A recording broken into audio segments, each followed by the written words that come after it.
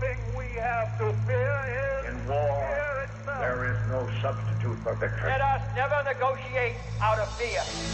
We stand undivided, forever united, fighting hand in hand for the liberty we've earned, for glory and honor, for our sons and daughters, ever mindful of the lessons we've learned.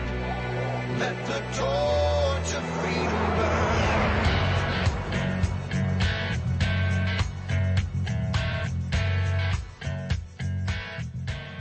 Welcome to the intersection of faith and politics. This is WallBuilders Live with David Barton and Rick Green. Thanks for joining us today. We're looking at things from both a biblical and a historical point of view. David, just right off the bat on our topic today, history teaches. I'm just so glad that the war on poverty has been so successful that that money we've spent has just wiped out poverty. No one lives in poverty anymore, and I'm just glad government could solve that. You know, I am really glad to know that they now have some form of transportation between Mars and Earth, because obviously you haven't been on this planet in a long time, bro.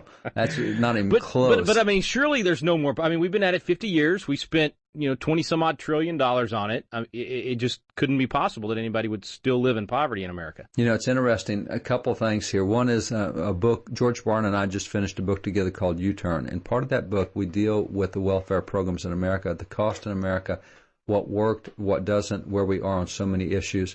When you take that $22 trillion that we spent, and you just take what we spent in the last year and divide it among those who are poor in America, you come up with an average of $61,000 having been spent per person in America. The average person on welfare right now makes more than the starting salary for 11 states' school teachers, makes more than the starting salary in 39 states for their secretaries. So this is welfare in America, and we haven't won the war on poverty yet, and we're dumping this kind of money in. So the book U-Turn, we cover a lot of this. The other thing is in the Founders Bible, we have great articles on the Founding Fathers talking very explicitly about social programs. And what they do is very biblically based, and it worked very well. We've moved away from that. But one of the guys in America that may be the best alive today on social consequences, effects, numbers related to the war on poverty is Robert Rector at Heritage Institute. And Robert has got great stuff on this, and he is the go-to guy today on this issue. We'll be right back with Robert Rector from Heritage Foundation. Stay with us right here on WallBuilders Live.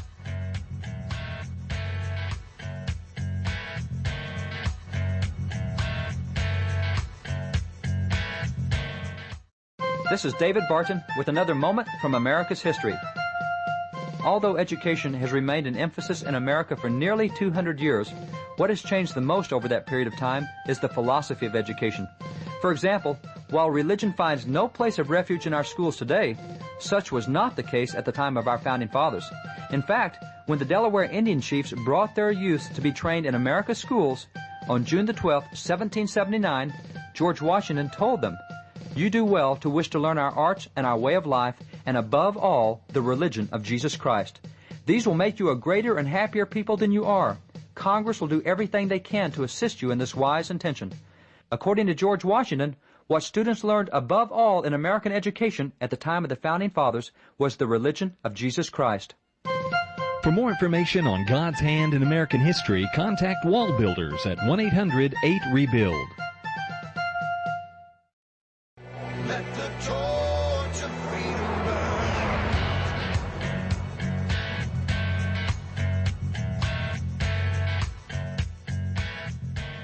Welcome back to WallBuilders Live. Thanks for staying with us today. Our guest today is Robert Rector. He's a senior research fellow at Heritage Foundation and leading national authority on poverty in the U.S. welfare system and immigration. Robert, good to have you back, sir. Well, thank you. Hey, great article on the war on poverty just being a colossal flop that we saw. It's been a total failure, but yet the excuse is always we don't have enough money, or else it would have been a success. Yeah, well, that's incredibly misleading. As I show, Lyndon Johnson launched the war on poverty 50 years ago, back in 1964, and since that time, the U.S. has spent $22 trillion, that's trillion with a T, on anti-poverty programs providing cash, food, housing, medical assistance for poor and near-poor people. That number doesn't include Social Security or Medicare. $22 trillion happens to be 3 times the amount of money that we have spent on all military wars since George Washington and the American Revolution. But wait, let me let that sink in for a second. Yeah. Make sure I follow that. So in just 50 years, right, 3 times as much money has been spent in this quote war on poverty than we spent in all of our military spending from the beginning of our nation. Yeah, adjusted for inflation, Civil War, World War I, World War II, Korean War, Vietnam War, both wars in Iraq, so forth. They come to a third of the cost of the war on poverty. And last year alone, we spent $940 billion providing cash, food, housing, and medical care to poor people. We have over 80 different programs that do this. And in last year, about 100 million Americans, or 1/3 of the population, received aid from at least one of those programs. So we have this very extensive system. The average cost is around $9,000 per recipient. It's a huge system. Most people understand Social Security and Medicare are very large, but they don't understand that for every dollar we spent on those programs, we're spending 75 cents on these anti-poverty means-tested welfare programs because the mainstream press doesn't tell them about this. And just to clarify now, all the figures you just gave do not include those things. That's not Social Security. It's not Medicare. They do not include Social Security or Medicare. Not even unemployment insurance. Not unemployment insurance, which your employer has to contribute in. These are programs which no contribution is made. You simply get cash, food, or housing because you're a low-income person. What kind of programs are these? There's the refundable earned income credit. There's food stamps people know about. There's public housing. There's Section 8 housing. There's Medicaid. And they're just program after program. As I said, there are 80 different programs. Most of this I call the hidden welfare state because the mainstream press never discusses this whole system. At best, they'll talk about one program at a time and suggest that it's underfunded. But it's an illusion. And now the crux of this is that if you look at the Census Bureau, which tells us ostensibly how many people are poor, well, when Lyndon Johnson launched the war on poverty back in the mid-1960s, about 15% of the American public were poor. And today, 50 years later, after $22 trillion, guess what? According to census, about 15% of the population is still poor. And so that raises the question, how in the world can even the government spend $22 trillion and have no effect on poverty whatsoever? And the answer to that is actually it can't. There's a little trick game going on here by the big advocates of big government. So when the census determines that a family is poor, they say you're poor if your income falls below certain thresholds. But when they count family income, that $940 billion of food and housing and all of those things, that is not income. None of the welfare state is counted as income. So there's a little game there. You could go out and double all that welfare spending, and it would have no effect on poverty whatsoever. What does that mean? Well, it means, for one thing, that when the census tells us that there are 45 to 50 million poor people in the United States, the average listener, when they hear that, their image of what it means to be poor is somebody that has, is living in a rundown trailer, doesn't have food for their kids, is facing significant material deprivation. And while families like that do exist, they are only a tiny percentage of the 45 million people that the government are telling us is poor, and they're only a tiny percentage of all the people getting welfare assistance. In fact, according to the government's own data, when you look at families that the government defines as poor, 80% of them have air conditioning, 2/3 of them have cable or satellite TV, half of them have a computer, 40% of them have internet access, 40% of them have a widescreen HD TV, 75% of them own a car, 1/3 of them own 2 cars, 90% of them are either in a good apartment or in a standalone house. Only 1/10 of them live in mobile homes. The average home that they're in is in very good repair, typically a 3-bedroom house with 1.5 baths. In fact, the average American poor person has a larger home or apartment than the average Englishman, Frenchman, or German, not a poor German, but the average German. And are they malnourished? Well, in fact, if you ask poor parents, were your children hungry for even a single day during the past year, even in the middle of the current Great Recession, were they hungry for even a single day? 19 out of 20 of those parents will say, no, our child wasn't hungry for even a single day, and where hunger did occur, it was 1 or 2 days per year. So the living standards of poor people are much higher than the media and the government itself let on, because they want to exaggerate the idea of material deprivation in order to justify an even larger expansion of the welfare state.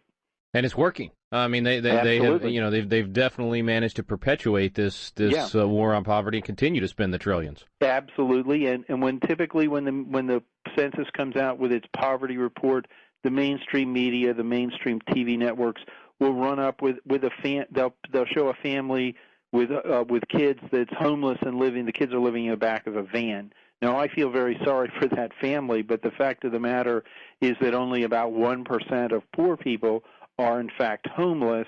That's completely represents the actual conditions going on here.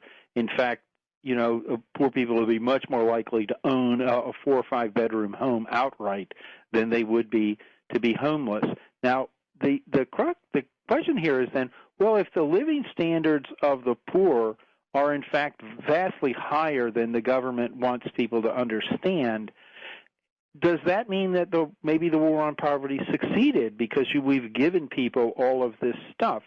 And in a certain sense, yes, because even the government can't hand out close to $1 trillion a year to 1/3 of the U.S. population, $9,000 per recipient, and have no impact on people's living conditions. That's just implausible, and it's infeasible, even if the government is incredibly inefficient, which it is. But to say that this is a success is to forget what Lyndon Johnson was trying to do when he originally launched the war on poverty. Johnson said he did not want to relieve merely the symptom of poverty by giving people free cash, food, and housing. He wanted to deal with the main causes. He wanted to make the poor self-reliant, meaning he wanted them to be able to support themselves above poverty without reliance on government aid. He actually explicitly said that his goal in the war on poverty was to have fewer people on welfare, not more, and he wanted to change the poor from being, quote, tax eaters into taxpayers. How's that for? You would find any Republican who would use terminology like that today. No kidding. Yeah, absolutely. But he said that, and I do believe, you have to take Lyndon Johnson with a lot of grains of salt, but he clearly actually believed that. He wanted to make the poor self-sufficient. Now, judged by those standards, have we improved in the capacity of low-income people to support themselves without reliance on welfare? And by those standards, Johnson's original standards, the war on poverty is an absolute catastrophe. People have less capacity to support themselves today than they did back then 50 years ago, because, in part, the war on poverty rewards people for not working or for working not very much, and therefore the work ethic has eroded. But even worse, the welfare state has destroyed family structure, so that when the war on poverty began back in 1964, 6% of children were born outside of marriage in the United States. Today, that number is 41%. The overwhelming bulk of those women that are having children without being married have low education levels, high school degree or less, and they are inherently trapped in official poverty and heavy reliance on welfare to support them. In essence, we have created a tendency where a very large part of the bottom part of the population is now married to the welfare state rather than being married to the fathers of their children. That's a tragedy for the children. It's a tragedy for the moms and the dads. It's awful for the U.S. taxpayer, and it's a loss for a whole society. Robert, that is a wealth of information that you just gave us. So much there. Let me ask you just a basic principle question here, because this really, I mean, this is a policy that has had such a huge, so many huge implications for the country, and to get back to the basic principle that led us to this policy or the principle that we came away from or walked away from in order to go down such a bad path. We got to look at it from that level as well. So very quick break. When we come back, our guest, Robert Rector from the Heritage Foundation. Stay with us right here on WallBuilders Live.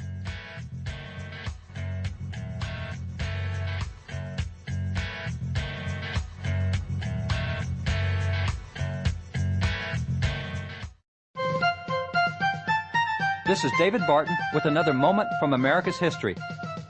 Joseph Story is one of the most important names in American jurisprudence. Not only was he placed on the U.S. Supreme Court by President James Madison, but he also founded Harvard Law School and authored numerous legal works on the Constitution. While today's revisionists claim that the goal of the First Amendment was absolute religious pluralism, Justice Joseph Story vehemently disagreed. He declared, "The real object of the First Amendment was not to encourage, much less to advance Mohammedanism or Judaism or infidelity by prostrating Christianity, but was to exclude all rivalry among Christian denominations." According to founder Joseph Story, Christianity, not pluralism, was the goal of the Founding Fathers in the First Amendment, for only a Christian nation is tolerant and thus is truly pluralistic. For more information on God's hand in American history, contact WallBuilders at 1-800-8-REBUILD. Let the torch of freedom burn.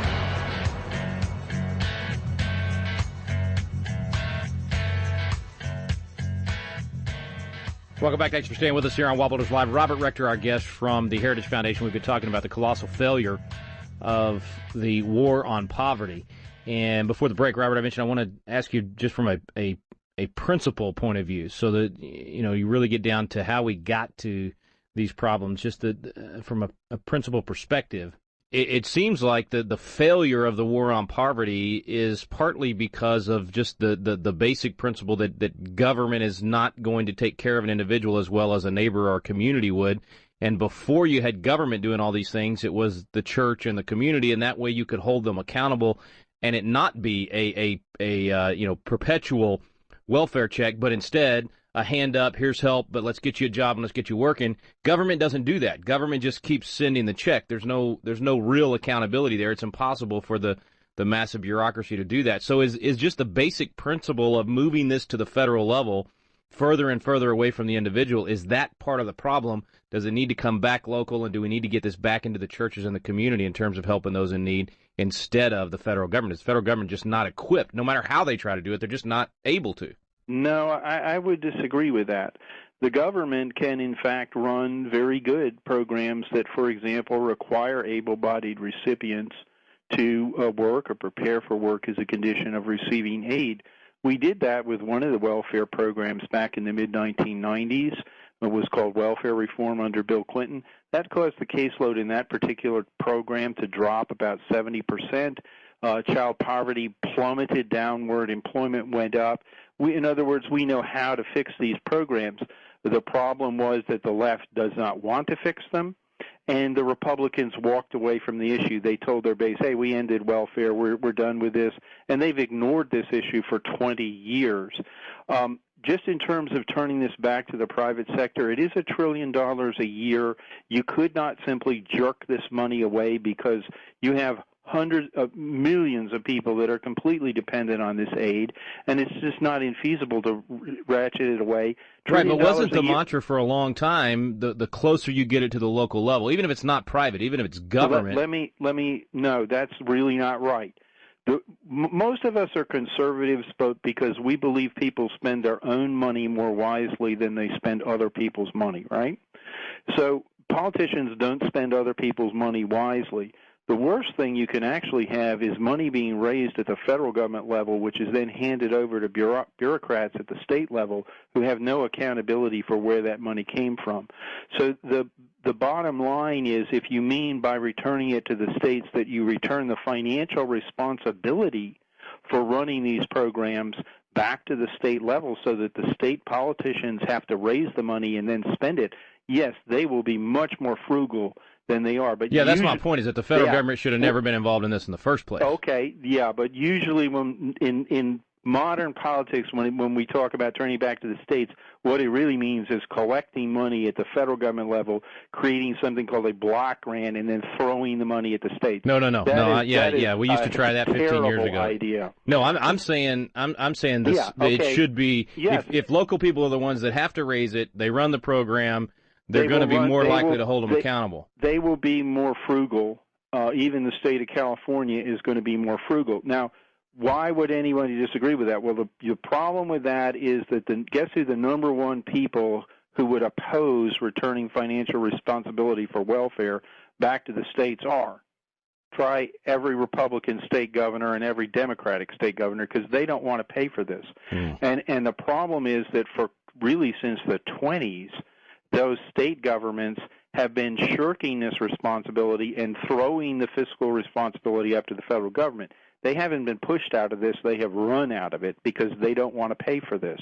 So what is the solution? I mean, it's got to be a solution pretty big if you're going to solve a $22 trillion problem. Yeah, you can if you understand what you're doing, instead of saying, let's collect the money at the federal government level and hand it over to the states. If you say, states, we want you to take food stamps, for example. Food stamps is 95% funded by the federal government, but it's operated by the state governments. Guess what? They run a really bad program, no work requirements, nothing, and they will oppose any federal effort to fix that program, which it could be fixed pretty readily. So you could say, yes, states, we expect you to take up an increasing share of food stamps, maybe pay for the whole thing after a while. That would be a good policy. It would improve things. The number one opponents will be the state governments. Second thing is that you can copy what we did in the 1990s and put good, firm requirements on these federal programs. We've already succeeded in that.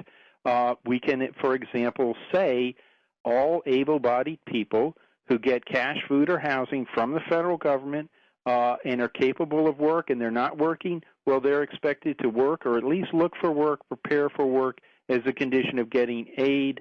When you do that, the caseload will drop dramatically, employment will go up. Which is great as long as you got an administration that enforces that, but it could change every 4 years or every 8 years. But it can change at the state level too. So, but that's what we did in the 1990s. That was very successful. The problem with it was that we only reformed one of the 80 programs. And then after we did that, the Republican Party essentially walked away from it. Hey, that's huge. So one of the 80 programs had that much of a difference, though. I mean, even just one. Exactly. So you could do the same thing in food stamps. You could do the same thing in housing.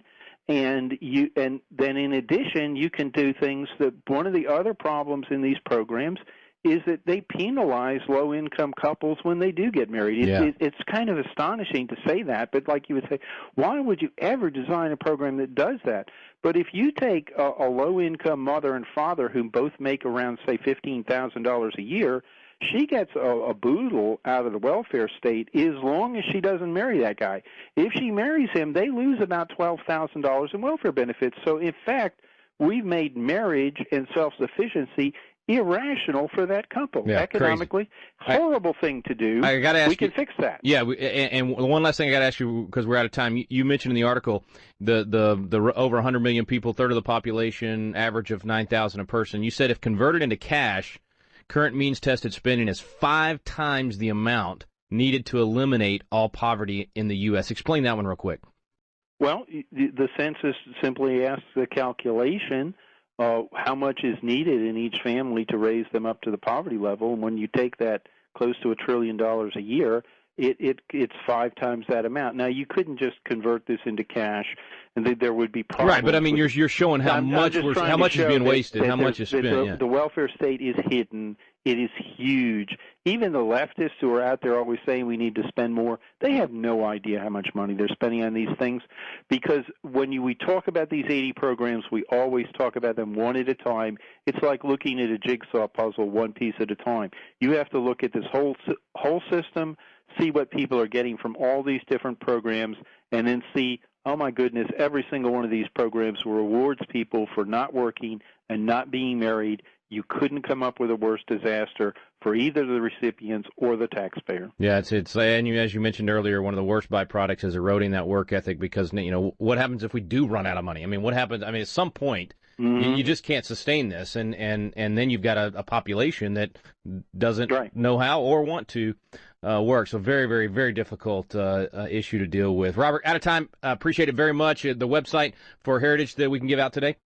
Heritage.org. Just look up poverty and welfare there. Heritage.org. Robert Rector, appreciate it. Thanks for coming on, sir. Thank you. What an incredible wealth of information. Heritage Foundation does such a great job on the research and the data and the information, the things that we typically don't want to take a look at, and they compile it so well. Really great organization for you to join. Get on their email list and find out more, and just get informed. I mean, this is one of those things where we think government has solved all these problems, and it's just been an absolute failure. I would certainly reiterate. I mean, there's nowhere in the United States Constitution that there is power given to the federal government to launch this war on poverty. It never should have been touched at the federal level. The Founding Fathers were against doing that, and they made sure that was not one of the 15 enumerated powers initially in the Article 1, Section 8, and 2 more get added later by our amendments. But none of it gives government the power to try to solve poverty, which they cannot do at the federal level. It should have been a state and local issue only.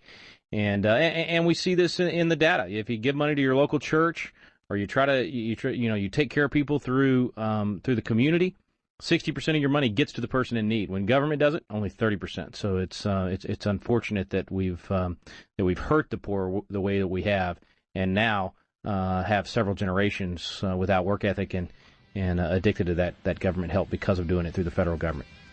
So we got to solve it by getting involved, getting educated, and then getting good people elected that will understand the jurisdictions of government and the proper role of government. Thanks for listening today. You've been listening to WallBuilders Live. We stand under